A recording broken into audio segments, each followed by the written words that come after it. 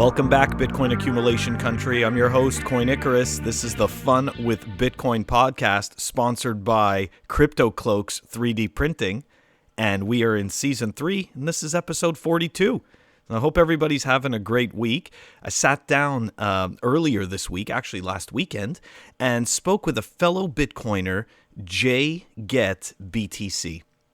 Like the rest of us, got introduced to Bitcoin. It's not, any type of influencer, right? Like just a plebe like the rest of us. And we, had a really interesting chat about really the basis was one specific thread, okay, of apparently a no-coiner, right? Or we could call him a pre-coiner now, maybe, after all the work that JGett did. And he just cycled through all of the, the garbage narratives that we've been fighting for 10 years. And anyways, I had to sit down with JGett and just talk about this because, he showed a lot of patience and was also, very concise with the information that he was providing. Anyways, we're going to post a link to that actual thread in the show notes. But before we get started, we are going to talk about dollar cost averaging and Swan Bitcoin. For anybody who is interested in dollar cost averaging and who wants to be purchasing Bitcoin but doesn't want to be spending their time constantly watching the charts and listening to traders that they really have no idea whether these people are credible or not, and you kind of just want to put this in a passive sleep mode where you're simply just accumulating and hodling, being able to transfer that Bitcoin out to your own private address. So if you're interested in doing that and that falls in your wheelhouse, then you are looking for Swan Bitcoin. With Swan Bitcoin, the three main takeaways are we can do automatic withdrawal from a bank account, automatic purchases of BTC. You can time them based on your when you receive your check. You can do it let's say once you can do it once a month, or you can do it per pay period as well. There's lots of options for you to be able to customize how you purchase. And you could automatically withdraw to your chosen address. So if you're interested in a Bitcoin-only platform that is doing the great work of helping onboard people, then you definitely want to check out Swan Bitcoin. I'm going to have the link to their website in the show notes. All right, sit back. Here is my chat with JGettBTC. All right, everybody. Thank you very much for joining me on the Fun with Bitcoin podcast. I have fellow Bitcoiner with me, JGettBTC. And, like some people put a PhD in their name. Well, he's got a BTC in his name. And we actually, we've gone back and forth on Twitter a little bit. And recently there was a thread with a no-coiner that just absolutely blew my mind. And JGett was by far one of the most patient people I'd ever seen go back and forth with a no-coiner without just totally dumping on him. And I was like, you know what? I'm like, people need to experience this kind of patience. So, Jay, I'm really glad to have you on my podcast, man. Thank you for joining me. Glad to be here. So, customary on the Fun with Bitcoin podcast, before we dig into all of these debunked narratives, because that's what this show is really going to be about. This no-coiner came in to this thread and threw at us every single garbage argument that we've heard for the last 10 years. So we're gonna go through and dismantle as much of that as we can. But before we do that, let's talk about where were you, before Bitcoin? Who's the thinker behind the thought, and how are we here now? You get 3 questions in one shot. All right. I've always been looking forward to the time when someone asked me what my Bitcoin rabbit hole story is. Awesome. So, well, I was listening to Rush in high school, and that pretty much everything after that came from there. So, libertarian, all that good stuff. So I couldn't say that I ever really was that aware of the idea of digital money or anything like that before Bitcoin, or even how important something like that would be. But when I first heard about it, I was definitely kind of piqued my interest a little bit. Thought, oh, this is kind of cool. And that was probably, 20 2014, somewhere around there. But it took me a while to really, kind of get my feet wet. I kind of remember like the price was somewhere in the $500-$600 range, and that was like my first time where I was like, this thing might, really be real. And then, from there, the usual, Andreas Antonopolous video, binge watching, and kind of just kept getting sucked into it from there. I had a brief like thing where I was like doing faucets all the time, so like, because I didn't want to like actually go out and buy it, like that was like just I couldn't just cross that line, so I was filling out surveys and crap like that, and actually did get a little bit of a few satoshis that way. So I mean, Very cool. It did actually work, but just like eventually was like, this is stupid. What am I doing? I guess from there, it was, and then watched the block size wars, and without really fully understanding what was going on, like technically, but at that point, was interested enough to be like kind of following along, mostly on Reddit at that point. And understood enough to know that it was like, this was kind of like a coup attempt, and that it was resilient to that. It was actually able to people were able to fight back against something like that, which, obviously I think for everyone that was like the first real test of like, okay, is this thing gonna survive an attack like that? And then soon after that was like the 2017 run up, and that's like your first taste of FOMO, like, I should have bought, and so and then really it was like after that, so early 2019, the price was like really down in the dumps, and that was like my light bulb moment, like holy crap, it's it's like $3,000-$4,000, like this never, it's only going to go up. And I remember asking myself, would I buy, if I bought now at this price, would I buy more in a month if it goes down 50%? And the answer was yes. And I'm like, okay, that means I got to buy it right now. So so at that point I was like, I wouldn't say all in, but I was definitely like, I was orange pilled at that point. So, and yeah, so I can keep going if you want. Well, that's, I actually, there was a couple of things. So, to your point, that was one of the things that really stuck out with me also, was when we got to that price point of like the 3,400, and then you had people like Tone Vase, talking about the, next level down is 27, and then, into the 1K and all this garbage. And all I kept imagining was this, right? If it went to that price, would I buy more? And the answer was yes. And so I knew that I had to buy more where I was now, which was at that time in the 3K range. So yeah, absolutely that. So I just wanted to go back to something you said at the beginning. So what was it about because you said that you're libertarian, but like, what was it about Bitcoin that attracted you? Because you didn't mention any of the tech stuff. So I'm thinking, like, what is it, philosophical? Was it something that it was just better than gold, or what was it? Yeah, I mean, that's a good question. I guess the tech is definitely very interesting to me. I mean, I am kind like, a little bit in that business myself as far as like software, but nothing to do with Bitcoin. But I think what's really like,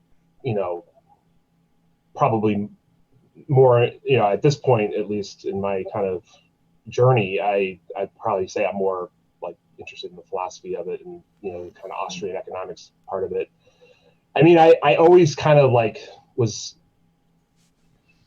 aware of Austrian economics and, you know, sympathetic to it, but I can't say I was, you know, any kind of, you know, ardent acolyte of it at any point until now, maybe. But I'm still learning a lot on that, and you know, I guess as far as like Bitcoin, I mean, you know, really, it's like those early Andreas videos, man. I mean, they really can like pull the wool from your eyes and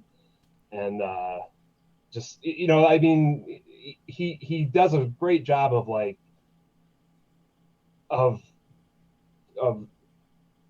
explaining how Bitcoin is more than just the tech and more than just this, you know, internet money that's being, you know, fast payments or whatever other kind of like more pedestrian use of Bitcoin might be, and that this thing is like bigger than that. This is like civilization changing phenomenon. And so, I mean, you know, I got to give him credit for really, you know, orange pilling me and many others, obviously. Yeah, his stuff definitely helped orange pill me as well. One of my favorite videos of his is 50 currencies that are worth less than goat shit. And that video, I actually recommend that video to almost everybody that wants to get into Bitcoin because it's not that long and he kind of does this great summary.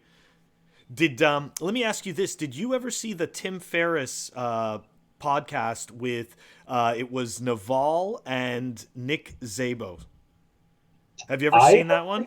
I don't think I've seen that one. I kind of like kind of knew about Ferriss and was like kind of interested, but never really like got that into him. That's a great one. But that one is kind of like you've already been introduced to Bitcoin, and now you hear, you know, Nick talk about it, which obviously he gets, you know, much more technical in discussing, you know, the Merkle trees and everything like that, and the cryptography, and it totally, you know, like that definitely kind of gets you a little bit more excited about the technicals of it. Yeah, I mean, actually, now that I might have run across that one now that I think about it, but yeah, I'll have to go definitely look that one up and check it out. So this, not that I need any more rabbit hole descent at this point, but yeah, the more the merrier. You can't go wrong with it.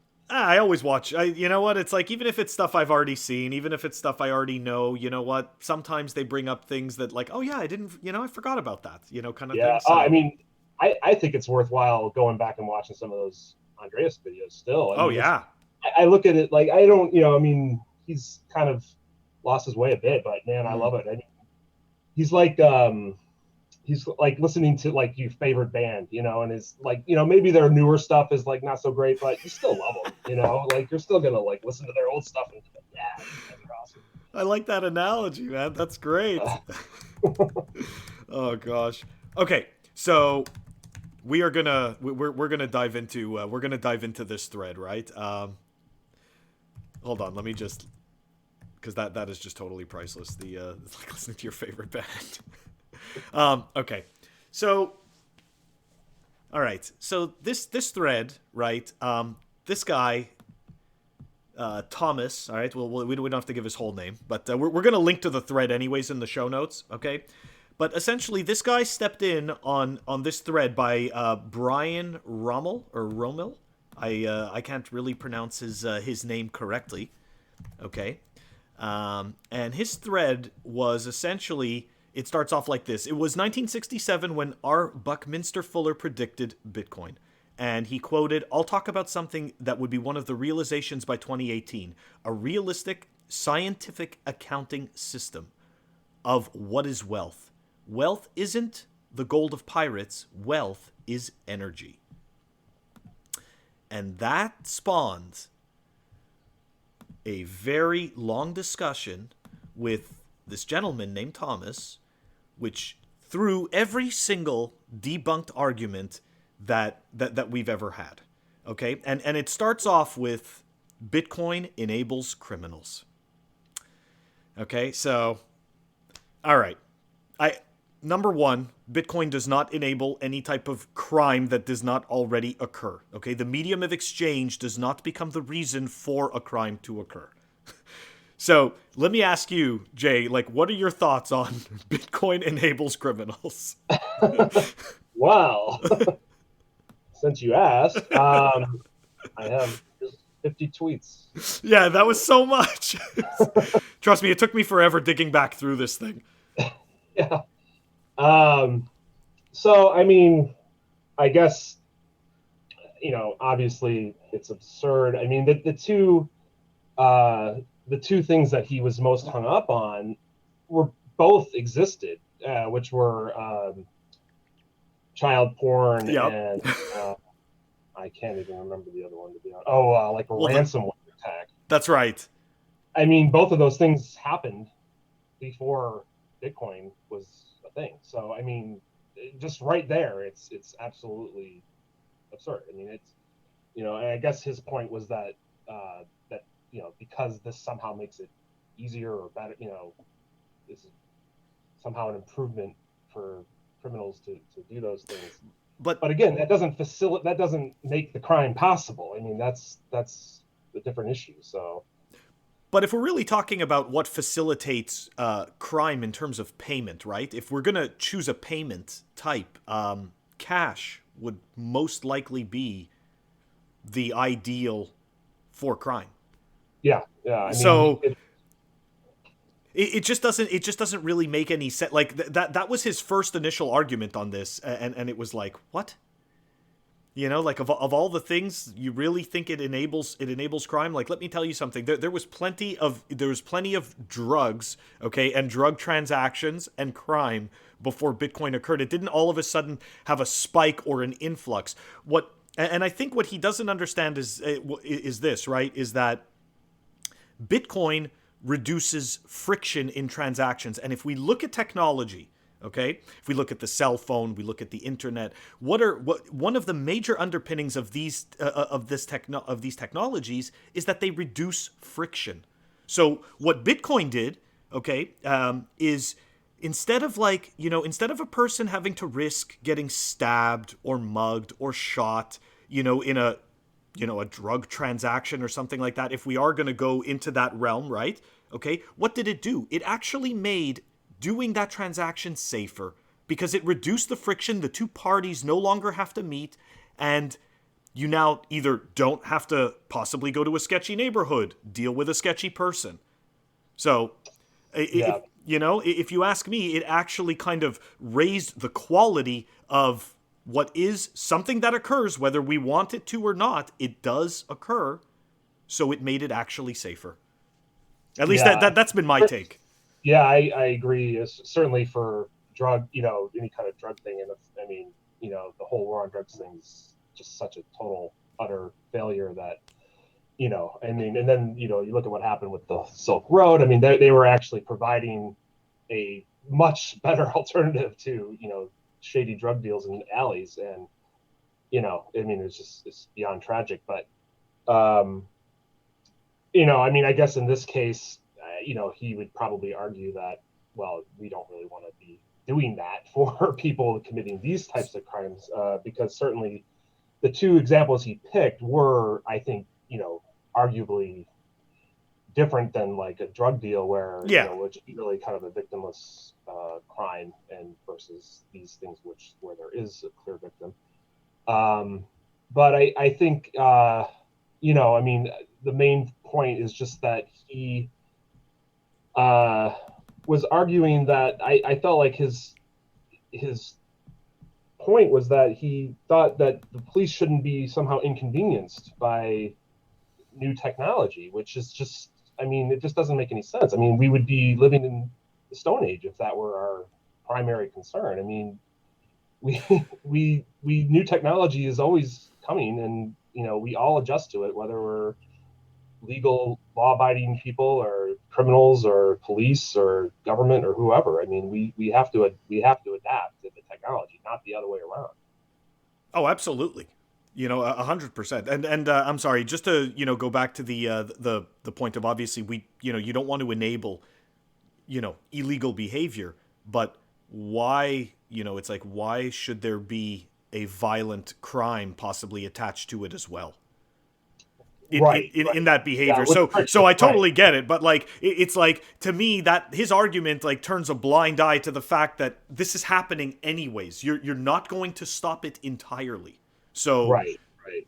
it's like, why make And it as you dangerous? stop it by, just good old fashioned police work and, catching the bad guy.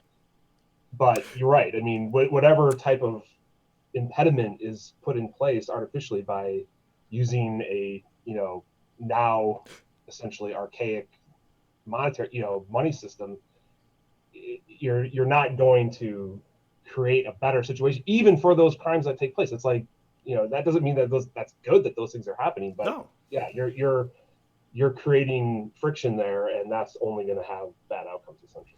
Now this goes to another point that he made, right?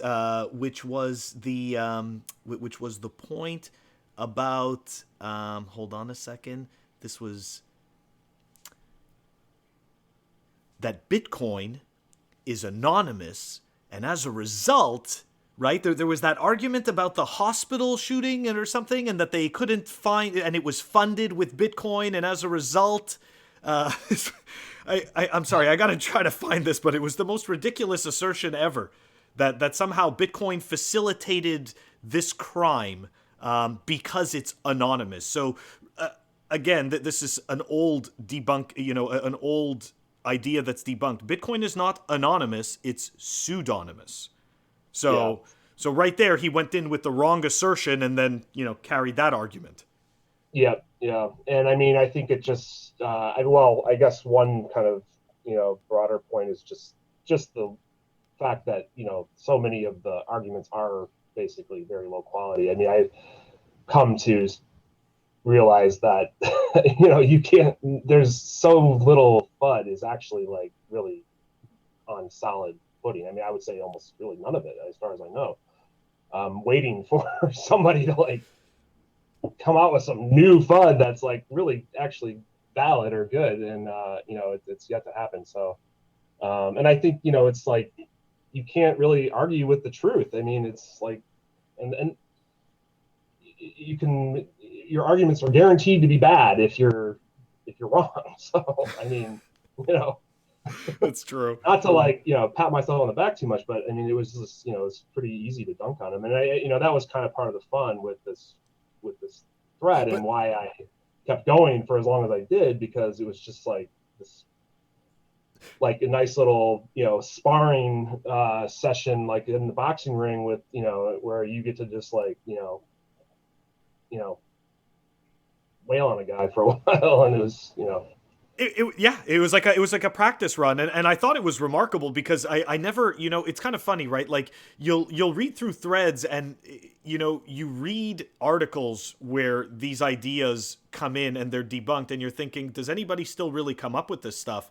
And lo and behold, this guy had the arsenal of everything that's already been answered. yeah. So speaking of which, he made this other comment that about the internet. There was a point here where you guys were talking about technology, okay?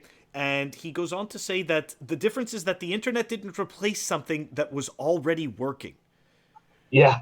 And it's like, so wait a second. So you think that money is working right now? And this is kind of where we go into the whole, inflating away of our value, and the fact that, the government prints money ad nauseum, and, kind of lops us into this endless, hamster wheel of existence Yeah. in terms of Yeah. financial existence. Yeah. Yeah. And I mean, I don't know if we really got into like inflation per se. Hmm. I mean, what ended up, which is obviously absolutely spot on, but I think where it ended up kind of going was more along the lines of surveillance, and whether or not that's a good thing or a bad thing. And I mean, he clearly thought it was that, or at least a little bit. He was kind of like, well, what's wrong with just a little bit of surveillance? And it's like, I mean, that to me has always been one of the major things about Bitcoin. That's really why it's as important as it is, we're like on the precipice here of, we're about to fall off the cliff of this, fiat, central bank digital money. And it's like, man, that is a really scary future. Mm-hmm.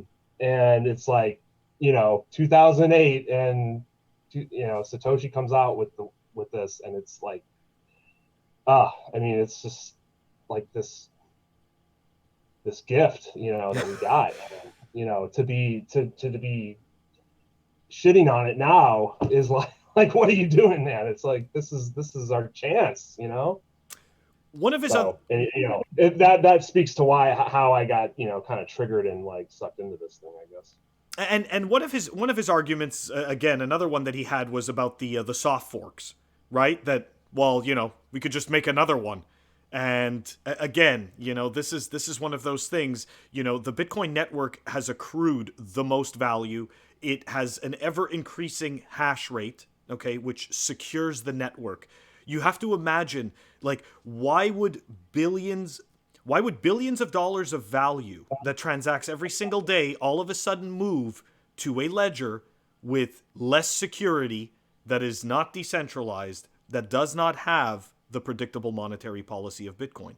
And, obviously he didn't have an answer for that, but what he was concerned with was that you can't use it to buy groceries.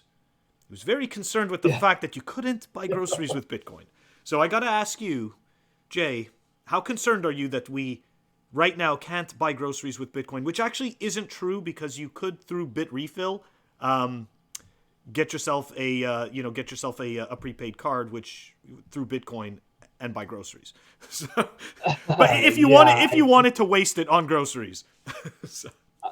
I can't find my exact response to that, but basically, if I remember right, it was something along the line: why the hell anybody want to buy groceries with Bitcoin? I mean, you've got the most scarce asset in the world, and you're going to use that to buy groceries. Like, I mean, I wouldn't buy groceries with gold either, for basically the same reason. I mean, I am definitely no gold bug, but I mean, it's just absolutely, I don't know, that whole argument is just boggles my mind. And I know, I mean, there's been a lot of tweets wasted on Twitter about the circular economy and all that. And,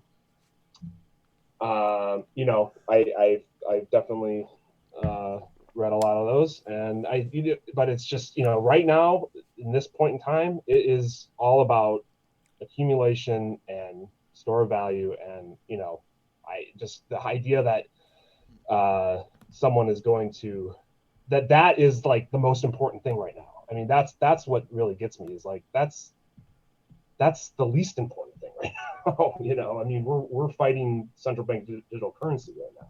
That's the fight.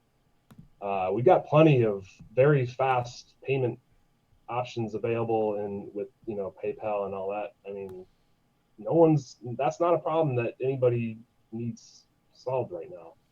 No. But yeah, he's I think I mean, it's a very common FUD thing that I mean, it's plays right into the Bcasher thing and all that. And I mean, it's just, I mean, a lot of times in these types of back and forths, I'm waiting for, like, the Bcash spiel, and he never did. So I mean, it's part of the reason why I kept going as long as I did, is that he did seem genuinely like he didn't have any shitcoin secret agendas, which, I mean, I have seen that many times. So but this time he seemed pretty genuine about, I mean, he was obviously, I think, in my opinion, misguided about a lot of things, but he seemed like he wanted to learn, I guess. So. Yeah, he seemed worth the effort, I guess. Yeah, exactly. He did. It's like he did seem like he wanted to learn, and I do want to say that by the end of the conversation, he started to turn and like agree with some of your points. Yeah. So that was actually pretty, like I saw some conceding, going on, Yeah. you know. Yeah. Yeah. I think that's basically where it ended for me was he said something along the lines of, well, I am kind of interested in this whole independent money thing, And I'm like, okay, man, you're there. It's like you're almost My there. work is done. There was but it was funny. There was one argument that he brought up, which people have brought up before, and it's stocks. Now, what people don't understand about stocks, especially today as compared to the past, um, is that today you no longer even get a stock certificate. Like when you go and buy stocks, let's say from E-Trade. I always call it E-Turd. I don't know why. But anyways, whenever you buy stocks from there, think of it like, you don't actually get a stock certificate, and really it's all it is an IOU from E-Trade to the actual brokerage that goes even, I think, further back to the issuer of the stock. So you're like three places removed from that stock. Or I should say 3 positions removed from that stock, because you really have no certificate. You can't go to a window and exchange something for something.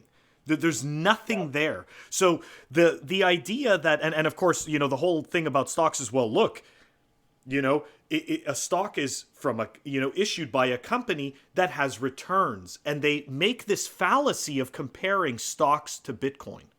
Okay, or Bitcoin to stocks, which I think is just a logical. It's just a logical fallacy, because at the end of the day, they are not the same thing.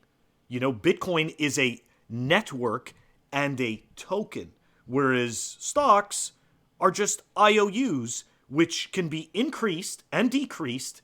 We're not going to say at the company's will, because there does have to be some voting involved, but it's pretty damn close.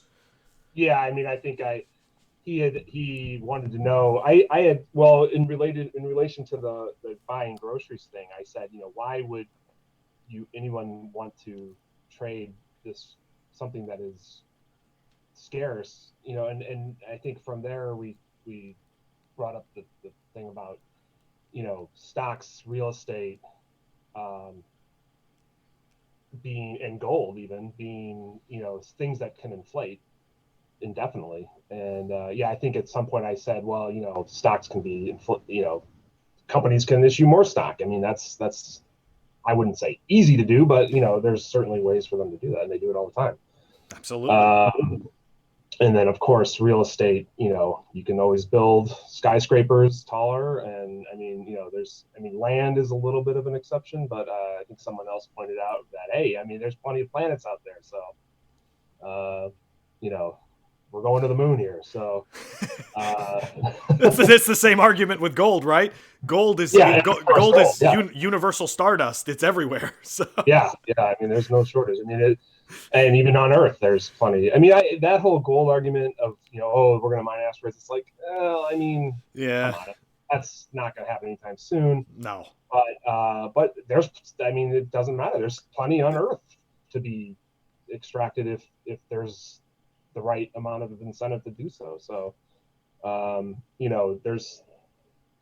it's definitely not immune to inflation. I mean, it does, and I think, I mean, I've always thought that maybe that's why we kind of target that 2% is because, gold is because of that historical.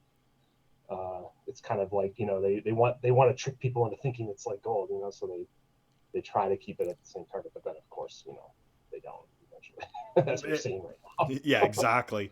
And interestingly, what you're talking about gold. So yes, right. Like the reality is that we're probably very far off from mining gold on asteroids. But the reality is that I think to this date we only have assumptions as to how much gold is in the ground. Right. So or above ground. yeah, exactly. And so we mine 1 to 2% of the current supply or something like that we believe exists. Mm-hmm. And so this somehow creates this, this kind of this scarcity for gold.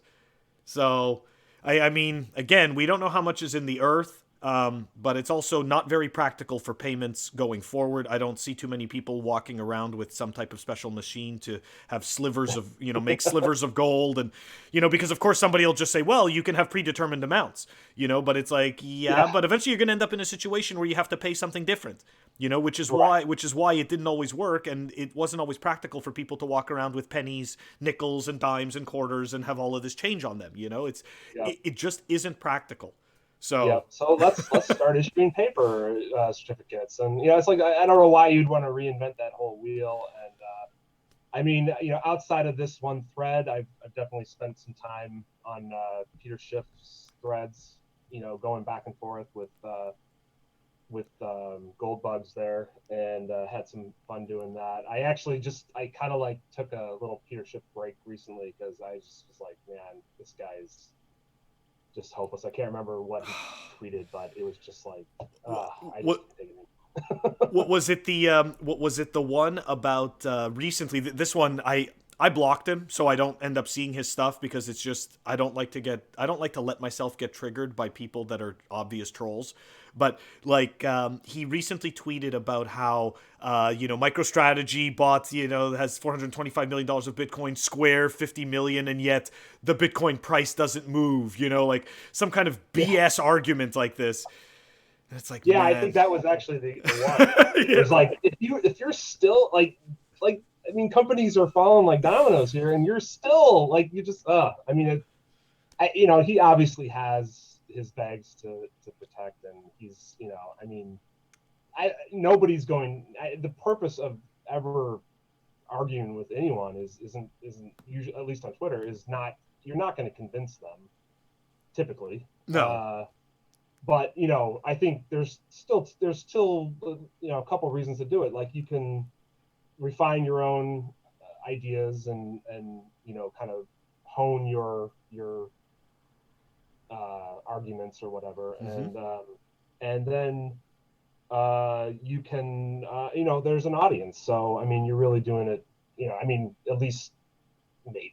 I mean, I don't have delusions of grandeur here. I don't think there's millions of people reading my tweets or anything, but I mean, people go through these threads, and I mean, like sometimes you'll see like you get like a week later or a month later like a like out of nowhere for like something you said like in one of these kind of no coiner brawls or whatever, and so you're like, maybe I'm doing some good here. I mean, there's some good is coming out of this, and but yeah, I mean, he's pretty. I wouldn't say I'm done with Peter Schiff, but or at least trolling or lurking in his threads, but I gotta take a break on this. Yeah, exactly.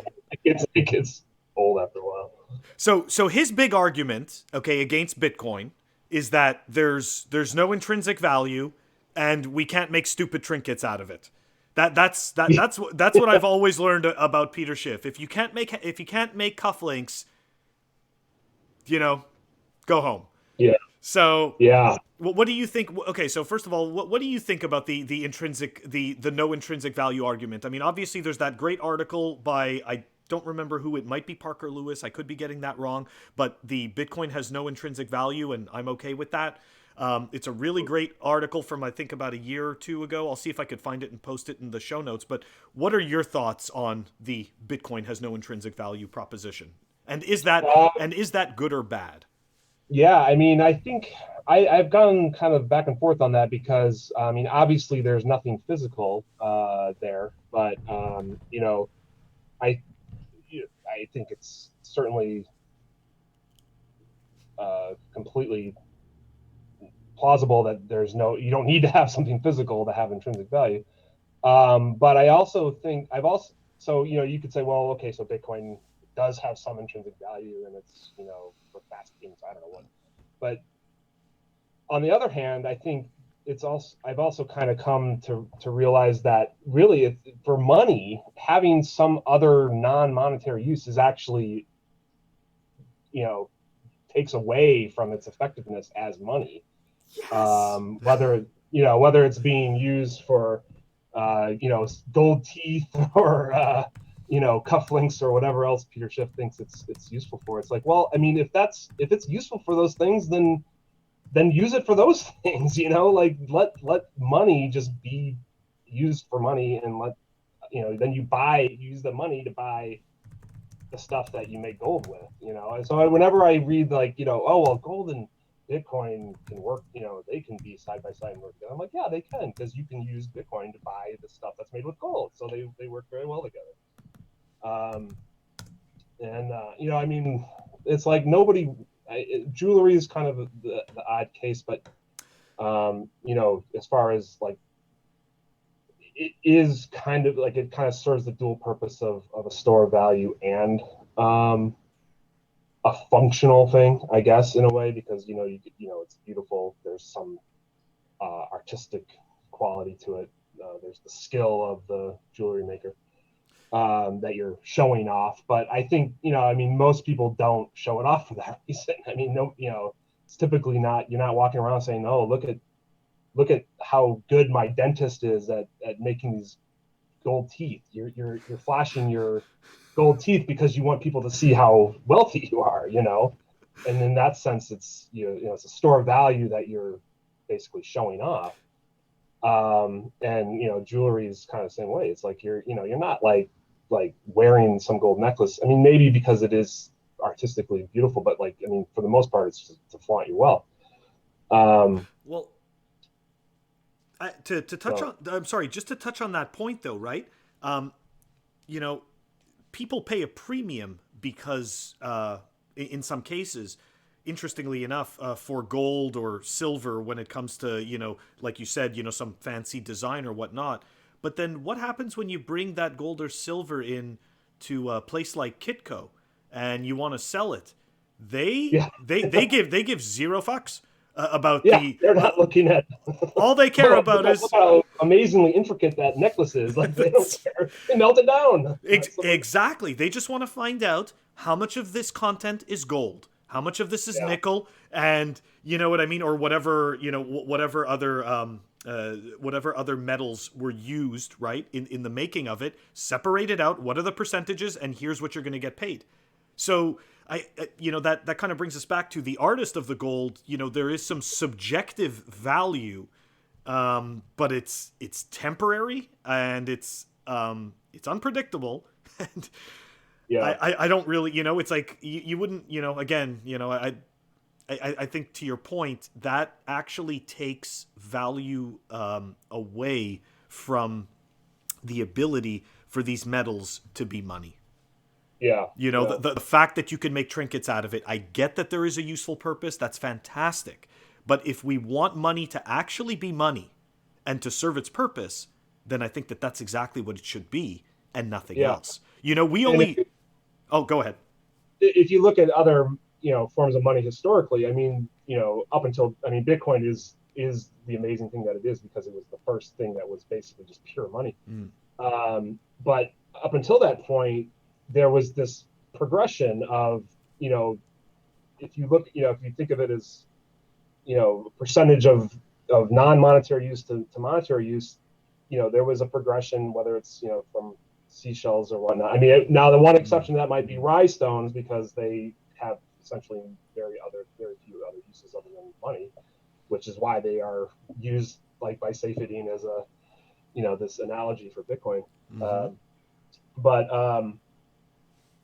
Seashells or whatever. I mean, these things had other uses, and over time, the amount of monetary uses just was constantly being increased. And I think once they stumbled on gold, they realized, or nobody actually realized, but there was, consensus formed around this as being the good with the least physical uses. I mean, it's only been in the last 50 years where we've, people figured out, oh, it's a good conductor, so they started using it for that. That's right. But I mean, that's that is negligible or trivial for the whole case of why gold ever became used as money in the first place. I mean, it was used as money because you could do almost nothing else with it, but it had good monetary properties.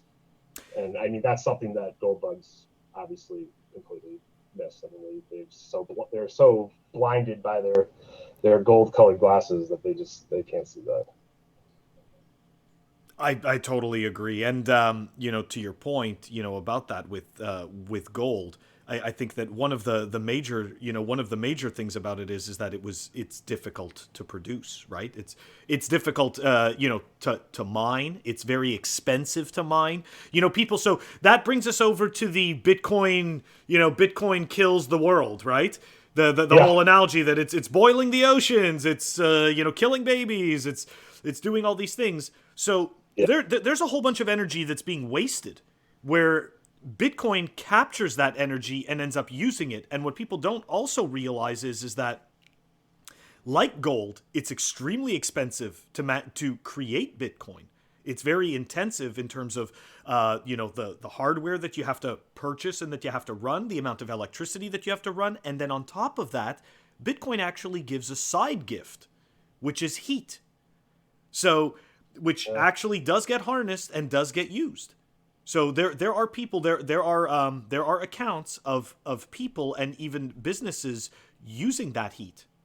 So yeah, well, I just recently listened to Michael Saylor interview, and I think it was Peter McCormick, and he's made, I thought, was a great point I never thought of before, which is that the difference between Bitcoin and gold is that with gold, the miners are your enemy. They're inflating the supply. They're like more akin to the central bank, basically. Mm-hmm. And all of the energy that's spent on mining and all of the destruction and horrible things that happen there. I mean, slave labor in Africa or whatever, child labor. That's all essentially being done. That's not helping people who actually hold gold. It's actually, working against them. Whereas with Bitcoin, it's the opposite. I mean, the energy spent on mining Bitcoin is actually helping everybody who holds Bitcoin, and it's securing the network. And so I mean, to say it's a waste is just to say that. I mean, the people who think it's a waste are the people who think Bitcoin is a waste or is useless or whatever. So I mean, it's, of course, if you think it's a waste, then you're going to think that whatever energy it takes to run that network is a waste. I mean, that's just like a given. I mean, it's not really an argument. It's just it's a tautology, or it's pointless. You can say it. It is. Like, just say you think Bitcoin's a waste. I mean, that's all you got to say, really. Exactly. And at the end of the day, the other piece of it that I always like to think of is that everybody who says that Bitcoin wastes all this energy has never shown an argument to prove that all of the energy that we waste maintaining all of these banks and maintaining all of this, this infrastructure, how much energy is wasted there? And guess what? They can inflate that money anytime they want. Whereas whereas Bitcoin, we have a predictable, we have a predictable monetary policy. We know exactly how many Bitcoin we are going to have, and it's going to be that minus whatever gets lost, whatever is unrecoverable, okay, which actually works to the entire network's benefit in terms of value, in terms of value retention and creation. So so if you think of the energy that was used to create all the money in the world before 2020, or all the US dollars, and then consider the fact that 20% of the money that's been created in US dollars has been created in 2020. How much of that energy pre-2020 was just wasted by that? I mean, all of it, technically. Yeah, I mean, and people are sitting here arguing that Bitcoin is wasting energy. It's like, are you actually objectively looking at what system you're living in? What we live in. If you do, you start to see the benefits of Bitcoin. You truly do. Yeah, and I think with this thread, I mean, that was, and other threads as well. I mean, you quickly realize that people do not think things through. I mean, they don't. They look at something and superficially just kind of understand, like, oh, crime is bad. Bitcoin, this Bitcoin was involved in this crime somehow, so therefore Bitcoin's bad. I mean, it's like, I think of it as like, going to the whole low time preference, high time preference thing. It's like, it's a real high time preference way of thinking, where you just kind of look at the surface, you don't take things to their logical conclusions. And I think the more low time preference thing, which I strive for, and I mean, no one's perfect, but it's certainly something to strive for, is to really think things through, and like what's going to be the long-term consequences of this, how does this play out logically, and taking all things into account. I mean, with Thomas, I think his idea that, well, a little bit of surveillance is okay. It's like, I mean, look what's going on right now in China, and soon to be here too, probably, is, it's, if you give them an inch, they take a mile. I mean, it's not going to end well. I mean, all they've done, I mean, as you know, right, with the Patriot Act and everything like that, I mean, all they've done is strip away more and more and more of our freedoms. And we've gotten to the point where the average person is so inundated that they don't even care about their own privacy. And it's interesting that the brainwashing has come to the point where anybody that does care about privacy has something to hide.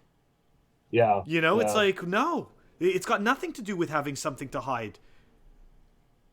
Yeah. It's like... Oh, go ahead. I mean, just agreeing with you. Oh, well, I was just going to say, for these things, it's like, hey, people that sit there and say they have nothing to hide, you have nothing to hide right now, but what happens if they change the laws and it turns out that your perfectly legal thing that you were doing nothing wrong with is now something that has to be hidden? Now you need privacy, and that does happen. Yeah, and that was one of the things we talked about. Was, I mean, his position was, well, I live in a place that has a good government. It's run very well, and everything's fine. And it's like, I mean, that's how it always starts out. I mean, it's always, these things happen when it's the good guys in charge, and the people are willing to let that happen because they think they have the wise rulers that are there to, make everything nice for them. And it's not, and then, eventually that the bottom falls out as as they start printing money to cover all the promises they've made. And, it might, and I think part of the problem with a lot of this is that these things do take time. And so people have a really hard time, planning, looking ahead and thinking, okay, well, what's this going to do in 10, 20, 30 years, 50 years? And again, going back to that high time purpose, low time purpose thing, it's like, you gotta think this thing through. And so they give away their freedoms, they slowly erode, and then next thing they know is they've created an environment where that's ripe for some sort of strong-armed type leader and to come in, and now they say, oh, well, this isn't what we wanted. We just wanted to be, to fight crime or whatever. It's like, well, I mean, that's what you wanted, but that doesn't mean you're not, just because you didn't get what you want, just because it didn't end up the way you thought it was going to, doesn't absolve you from your crappy decisions that you made. That's right. It's kind of like the whole, it's not real socialism. It's like, well, I mean, this is what your attempt to make real socialism ended up this way. So it's, I mean, call it what you want, but this is on you, man. So speaking of that, right? Speaking of socialism, so I read Hayek's Road to Serfdom. And one of the main takeaways that I had from that is that when we end up in these situations with the centralized government, it always leads to socialism, and the socialism always leads to totalitarianism. It doesn't matter what you relabel it as, okay? But when the machine gets too big, okay, and there's zero accountability, and you introduce, this fake money, it always ends up leading to these problems. So that was actually, I mean, that was one of the few books I did read early on, like many years ago, probably maybe even still in high school. And somehow, unfortunately, it didn't. I mean, it certainly influenced my thinking a lot, but you know, it didn't. It wasn't enough to snag me down the Austrian rabbit hole at that time. But yeah, looking back on that, I mean, it did definitely have an influence on me, and I think yeah, that whole concept of if you build it, they will come. You know, is something that's not talked about enough, at least within the right circles. And I think it's, you know, it's essentially the whole in the argument of, you know, this isn't real socialism. It's like, well, you create the environment for that, and it's going to happen. I mean, whether it's That's right. And I think that also applies for, you know, whatever kind of draconian surveillance state we're headed towards right now. I mean, you know, we're all the KYC AML stuff. It's like it's all good intentions, but Yeah. you know, it's your road to hell is paved with good intentions thing. So I mean, well, it's questionable really if it's all good intentions, but they certainly sell it that way, you know. Oh well, it's always sold as good intentions, right? And don't forget, you know, the best prisoner is the one that demands his own, you know, demands his own prison and his own shackles, right? You know, if you have everybody asking for it, it's so much easier to give it to them. Yep. Oh man. And he I can't remember where I was going to go with that. Well, I was gonna ask you because you know this our hours totally flown by, but there was one last piece that I wanted to talk to you about. What do you think of? And I don't really know if we even went. I think we went into this on the thread, but I'm not 100% sure. Government bans, right? Yeah, I The mean, he government did. like Yeah, so that was he one of brought his up the fact arguments. that he brought up the fact that China and North Korea, like, this is never going to happen. I mean, one, or they'll never let it happen or whatever. I think that the biggest point missed there is that, yeah, of course, you know, there's going to be places where it's, you know, they try to clamp down on it. And I mean, you know, but like, I'm not going to argue that we should somehow, I mean, don't be a part of that problem, you know, like, you know, you don't want to be on their side here. Like, if if North Korea and China are clamping down on Bitcoin, well, I mean, maybe it should occur to you that Bitcoin's the good guys, and Yeah. you know, or on the good side, and I don't know. I mean, it just seems odd to me that you could both think that China and North Korea, unless he's like, you know, very in favor of that style of government. Presumably he's not. I mean, he didn't seem like he was. How you could think that, well, you know, these countries might crack down. So it's like, well, okay, then you just admitted that Bitcoin is actually a very good thing and a force, and can be a force for good, or else they wouldn't be doing that. That, you know, and I mean, as far as the actual feasibility of it, I mean, you know, there's people in China that have Bitcoin, I'm sure. I mean, they take a very. I just listened to a podcast where they interviewed the Kobo Vault. Li Shin. Yeah, Yeah, and he's awesome. I'm blanking on the podcast right now, but I thought it was very interesting how, you know, you know, they said, it was John Dallas, I think, and he said that, you know, if the Chinese government is nothing if not practical. I mean, they're gonna, like, they allow Bitcoin mining, and because it doesn't, you know, but they don't allow holding it. But I mean, how do they know who is or who isn't?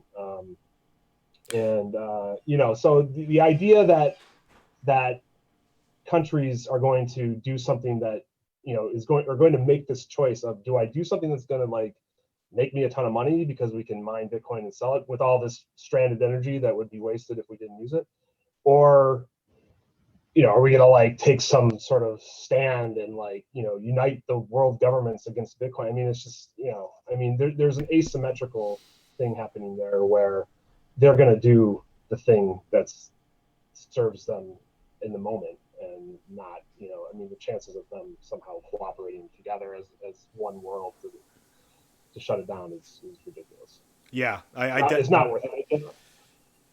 I don't see it happening either. I definitely, going back to this point about, Bitcoin being banned. Okay, so for me, I'm along the same lines as you. I don't think that a government ban is even if they do it temporarily. Bitcoin has a way of finding its way through the cracks. So it may, they may hobble, they may hobble it for a bit. It may get, slightly, maybe slightly crippled, but it just won't die, because the reality is any single one of us can just spin up a node. Any single one of us at that point, if it really does get banned in so many places, well, guess what? Then the difficulty is going to lower, and you're going to have more people vying to come in to mine it. So Yeah. I just, Yeah, if China were to crack down on mining, Yeah. I mean, that would be like that would be a boon to the rest of the a world. wonderful gift, a gift to the rest of the world. Like, here, you guys can mine Bitcoin and make money off it. Exactly. So, they are. I mean, you cannot ban it. You can only cut yourself off from it. From benefiting from it. So, I mean, if any country wants to do that, I guess they can go ahead and do it. Man, 100%. Jay, this has been a great hour, man. It totally flew by. Thank you so much for coming on my pod. But before we sign off, do you have any final thoughts you want to leave with the listeners? Oh boy. Yeah, I could go another hour if you want.